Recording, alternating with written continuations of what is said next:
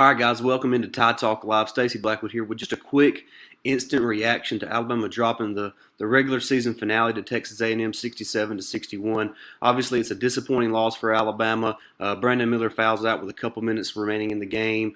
But Alabama just really didn't play well enough, especially offensively in the first half, to really come out with a win on the road against a really good team like Texas A&M. So they didn't shoot well. They turned the ball over too much, and some costly mistakes down the stretch really cost the Tide there in College Station against the Aggies. So Alabama finishes 26-5 on the regular season, 16-2 in SEC play, and will be the #1 seed in the SEC tournament next week up in Nashville. So still a really good season for Alabama. I know they've played a little sloppy over the last couple of weeks. The shots have not fallen. There's been a lot of turnovers. So there's a lot of ups and downs throughout a college basketball season. I think that's really important to remember that they played 31 games now on the year, so you're going to have a lot of different outlooks and a lot of different outcomes, I should say, in all these games. And if Alabama can begin to find its rhythm a little more offensively in the SEC tournament, and of course during March Madness in the NCAA tournament, then I think they're going to be just fine. Their defense is good enough to keep them in pretty much every game because of their length and athleticism.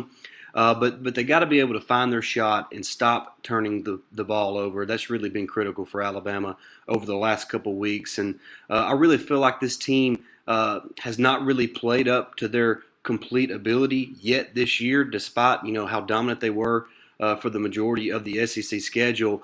So I still think their best basketball is ahead of them. I think they can still make a deep run in the NCAA tournament. So excited to kind of see how all that shapes out. And we'll know a lot more about what this team is about when they reach Nashville and start playing next week in the SEC tournament. Like I said, they'll get a double bye because they are the #1 seed in the tournament.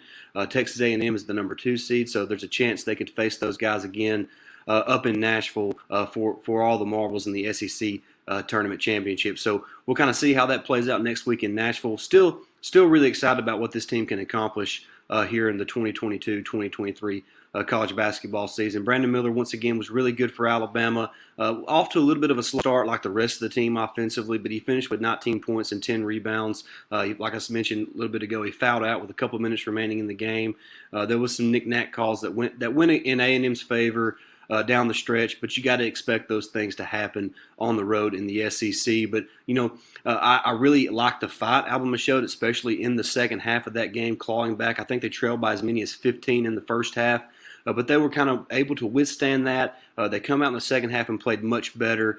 Just those final 2 minutes, I believe it was an and-one opportunity for Brandon Miller with about 2.5 minutes remaining in the game. He doesn't get that call. Instead, he gets a charge called on him. It could have went either way, and that really changed the momentum of the game. There was a chance for Alabama to kind of, take A&M out of the game and take control and get a big road win. But it didn't happen. But things like that happen, especially on the road in the SEC against a high-quality team like Buzz Williams has there at Texas A&M. But that's going to wrap this up. Thank you so much for watching. Look in the description below at Latourn Watches, BetUS. Make sure you follow those links and take care of business there. Thank you so much for watching, and until next time, Roll Tide.